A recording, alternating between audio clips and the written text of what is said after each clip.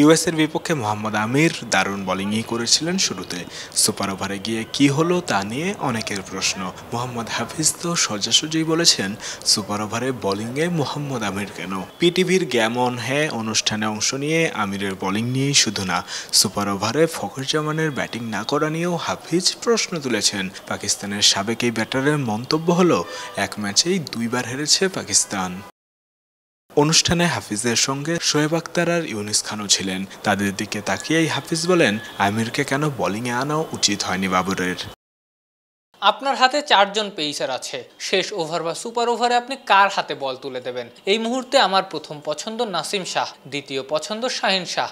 আমির 4 বছর ধরে পাকিস্তান দলের বাইরে ছিল। আমি বারবার বলার চেষ্টা করছি, টি-20 লিগের সাথে আন্তর্জাতিক টি-20কে মেলাতে যাবেন না। কিন্তু দলের প্রধান বোলারের ওপর আস্থা না রেখে আপনি নির্ভর করলেন 4 বছর পর দলে আসা একজনের ওপর। এই হিসাবটাই আমার বুঝে আসেনি।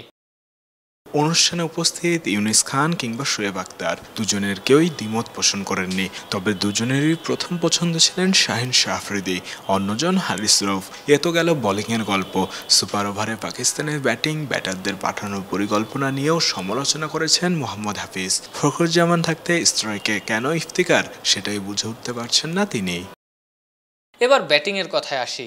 এর আগ পর্যন্ত যা হবার তা তো হয়েছেই। আমি সবাইকে জিজ্ঞাসা করতে চাই, ফখর জামান কি প্রথম বল খেলার মতো ব্যাটসম্যান, নাকি নন স্ট্রাইকে দাঁড়িয়ে থাকার ব্যাটসম্যান?